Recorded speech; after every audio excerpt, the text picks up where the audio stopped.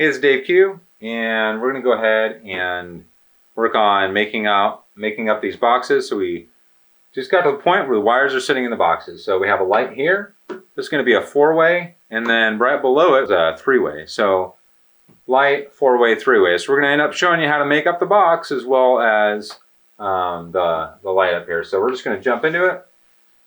Basically, I use a tool to cut the ends of the sheathing so that these just slide off. There's my video where I run all this wire. I show you how to do that. The tool I use. So we're going to go ahead and pull that sheathing off. My back is in focus here, so I am stripping the 3-wire, which I explained in another video, before I move out of the way and continue on. Maybe I need to stand in a different spot. I don't want to be, I want it centered on this. Not me and over my back. It'd be awkward. Probably too late for that, sorry. This makes my arms look bigger at a certain angle. I'm just kidding. All right, we're going to keep going here. Getting it seriously. All right, so the next step we're going to do here is we're going to go ahead and connect these grounds. So before we connect the grounds, well, actually, because basically it's a 3-wire in and a 3-wire out. This is a 4-way.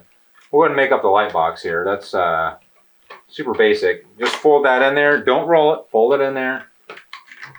One way, the other way, the other way. Just fold it in there. That's already made up. This light's done. We're moving on. So basically, I'm going to take my black and my red. They're my travelers. For this 4-way, I'm going to twist them around. 3-wire in, 3-wire out. 4-way means I have a 3-way on either side with an extra switch in the middle, so I can switch at 3 locations. You can have multiple 4-ways. So technically, you could have as many 4-ways in the middle as you want. So we're going to go and twist the bottom wire coming out. So basically, both of our 4-ways are twisted right now. All right, next we're going to jump onto our grounds. So we're going to basically connect our neutrals through and our grounds through, but we need a switch here, so we need a ground for the device, which is the switch. It's going to be here. Normally I use a crunch slate, but we're going to show you just one other way to do it, which is using a connector, which would be like a wire nut, or in this case we have like a Wago type connector. I'm going to get 6 inches of this ground, pull one of the longer ones out, and basically we're just going to shove this together. So we want all the grounds connected because there's only one spot on the device to put a ground. So we have that done. We're going to shove that in the back of the box. Next, we want these grounds, or the neutrals connected. 6 inches. These are 6 inches. This is 6 inches. Same height. That's why if you see me shove it in the back of the box, I want 6 inches. Cutting that right there. I have about, basically I want 4 inches out of the box. I'm pretty close to it. These are going straight through. You can have more. We're going to go and use a wire nut for this one. I'm going to show you a handy little wire nut tool. This is a handy little wire nut tool. It's what I call a twirly. So you can just put it on top of that, twist it. So it's twisting, but it's not actually twisting. That means something isn't quite right inside. So we're going to go ahead and take this off and toss this wire nut because it's not working properly. I was twisting it, but my wire behind it stopped twisting, and so that meant something was wrong. So one of these is sticking out a little further than the other, which could have led to that problem. So we're going to go ahead and unwind it a little bit. Something that is handy to do when you start these is to hold your wires exactly where you want them so that they're not going to slide back and forth on you. Talked about in some of the other videos. We just got an example of that. So now when I twist it, we have a great twist there. Perfect. All right, so this box is almost done being made up. We're going to go ahead and finish making this up. What I do is I just take my ground, wrap it around both these. Boom, that's done. Now we want at least 4 inches out with my hand, maybe not yours. I'm 6'4", 4 inches. So 4 inches coming out of this box. Done right there. Now we're going to fold this in there. That's ready to have a switch installed. So we're going to go ahead and install the light up here. So this is our light box up here. We're going to go ahead and grab that light fixture and bulb and get this done. All right, so for this guy, we're going to end up needing a couple screws. I generally use just drywall screws for these. These are typically, for the fixture I'm installing, typically going in an attic or a crawl space or a garage or something like that. Sorry, I gotta film on my back, or so doesn't seem like a very great video. Gotta go to my OnlyFans for my back video. Just kidding. All right, on the back here we have 2 screw terminals. One of them is gold, the other is like a white silver looking color. So the gold one is the hot one. So what that means is for this, we don't even need the ground. We're gonna shove that back in there. So we're gonna go ahead and get our screws wrapped and then land them on here. Don't tighten this with the Phillips, use a flathead or what's called a SQ1 or ECX1. It's I'll show you that in a minute. This one that doesn't actually have a strip gauge on it that I'm aware of, and that's fine because generally strip gauges are only for stab-ins. This is not a stab-in, so we don't need it. 2 of these screws are looking sketch, I'm not gonna lie. We're gonna use the better looking screws on here. I'm not quite sure why. I think I took this out of my own. I took it out of somewhere. Probably put in something nicer. I'm sure I put in something nicer. I don't put in bad stuff. At least newer. Some people have different tastes. We'll just say that. I put in something new. So anyways, we have our 2 screw terminals. Technically, you can have 2 wires on each. So if you need a power in, power out to a different light, you can do it on this particular device. So anyways, we're going to put the white one on the white one and the black one to the gold one. So black, gold, and white, white. However you want to remember that. So I'm wrapping it so where it's clockwise. So when I tighten it, it tightens the screw. Doesn't loosen it. That one's good. Yeah, this tool right here, we're going to give you a close-up. We'll focus on my hand. Hopefully you can see that. It's kind of like flathead with a little bit of an end on there. Not very common, but if you're doing a bunch of outlets and switches where you're wrapping them around screw terminals, super helpful to get a good connection. Like I said, flatheads are great. Don't use a drill lever on these.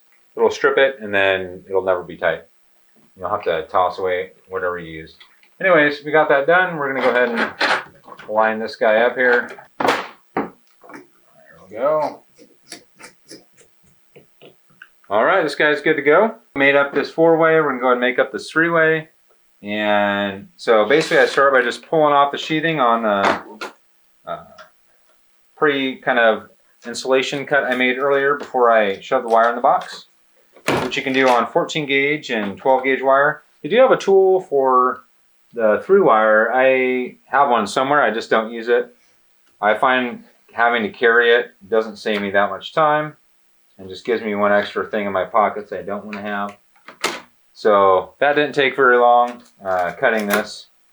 This is 14 gauge wires, 14.3 with a 14.2. So the 14.2s are switch leg, and the 14.3 is our what's considered travelers. So the traveler is going from this box to this box, which is a 4-way, and then from this box to the other 3-way, and then that other side is the one that has the power.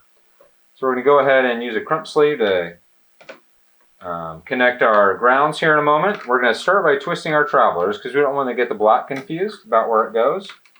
So they're twisted. I'm going to push the other hot out of the way, which is our common wire. All right, we've got our crimp sleeve here.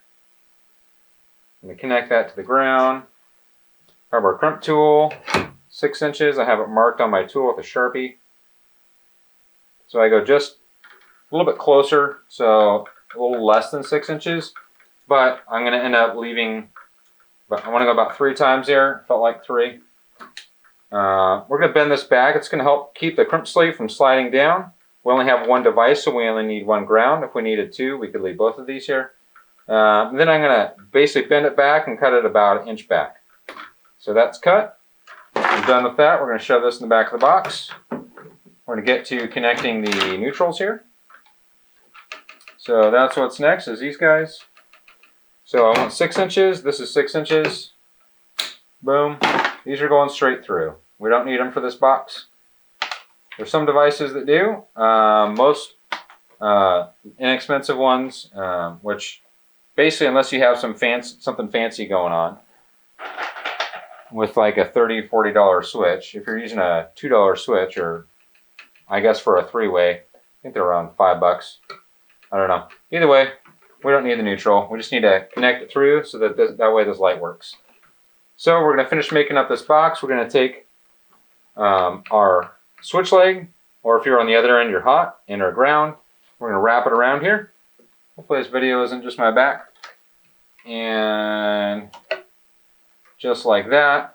That way I know this is different than these other two that are twisted together. You need to distinguish between the two. I'm going to get 4 inches outside the box or more. Cut it right there. Fold it in. That box is made up for a 3-way. Now, assuming the sheetrock gets done, we're going to go ahead and make up both of these boxes right now. So we're going to install a 4-way and a 3-way now. So, making sure these are in the correct locations is important for all of this. These are going to stab it in the back because it's 14 gauge wire, which makes it faster for me. We have our one common on the bottom and then 2 travelers. Here we have 2 different pairs of travelers. So we need to make sure we don't install these incorrectly. Our ground is going to be installed first. Whenever I'm twisting these grounds, I twist it, but I'm pulling against it once I get about halfway through, or this loop is going to be way too big on the end. Hopefully that makes sense. It'll give basically a wider loop if I don't do it. So there are instructions for where to strip for strip gauge on the back of the switches. That is only for stab ins. If you're using 12 gauge wire, you won't be able to stab in on the back. At least for the inexpensive switches I use. And so you'll have to strip more if you're going to be wrapping it like this ground is wrapped. You'll have to strip more so that way you don't get insulation underneath your screw. We have a 4-way and a 3-way. So basically this has a strip gauge. It has a black terminal over here and 2 gold terminals on the top. The 2 on the top are the travelers. On the back is your common, which it says common and points to it. And then we have our ground. So here's our 4-way. So it basically has 2 here and 2 here. That's how this guy works, 2 and 2. So basically we want to make sure 2 travelers are here and 2 are down here. And this one, believe it or not, I didn't realize what one I bought. This one costs a little more money. This one I can only wrap the screws around, so I'm going to go ahead and have to change how I did this. Get our ground on the ground, clockwise, same direction, clockwise. Green ground to our copper wire here. So that's connected. The rest of these, we're going to move our common, and our common is going to go right here on the bottom. We're putting that one in first. Goes in perfectly because I stripped it the same exact amount I'm supposed to. Then I have 2 wires left over, both travelers. We're going to push those in. And then, before we put this switch in, we're just going to tighten the screws because we didn't use the screw terminals and we don't want them sticking way out here. Super important if you have a metal box because depending on the box, sometimes they can bump the edge with older boxes if you wiggle them to the side. So that's done. We're going to go and push it in where it goes, making sure the ground doesn't bend forward. By pushing it in with our thumb, one way, the other way, it's ready. Let's go ahead and strip a little more for this, and then we're going to land these on the screw terminals. So we're taking off an extra we'll say a 1/4 inch or something, is what we're taking off here. In addition to what the strip gauge says. This one was probably close to it already. Anyways, so basically we can have the reds go on the red side. That's fine. That doesn't really matter. Basically 2 up, 2 down. That way they go the same direction. So on one pair, one is going to be down, the other is going to be up because of the side it's going to go on. You'll see here in a minute what I'm talking about, hopefully. So we're going to start with the ground. We basically have 2 blacks on one side and 2 on the other. So we want the 2 travelers that to basically match the colors. So one side is going to go to the 2 blacks, which both of these, because I twisted them opposite directions, they're both clockwise on the side that they're on. So this guy's tight. Go to the other one here. Using my left hand, so you can probably still see nothing because my arm's in the way. Okay, that one's good. So now we're going to do the other 2. I'm always pulling this to make sure it's tight, or pushing on the wire to make sure it's tight. Because if it's loose and I tighten it, this thing is not going to have a good connection. I don't want any of this copper to be sticking out like all weird on one side, because it'll it can cause problems, and that's not good. One side of Travelers is going to the top, the other side of Travelers is on the bottom.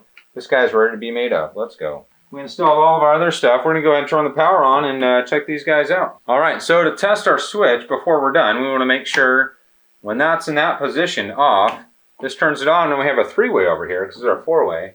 So we're gonna flip the other switch, make sure it goes off. We're gonna flip this one down, flip this one back the other way. So we're gonna flip this the other way. Make sure that every time we flip one of these, we get exactly what we want. Look at that, it all works.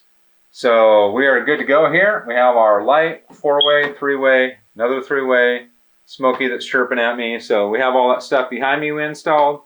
If you have questions about any of that, feel free to let me know. If there's something else you want me to show you how to install or talk you through. That's what I do for a living. I'm doing this in residential houses. Thanks so much, DaveQ. Hopefully this was helpful for you. Have a good day.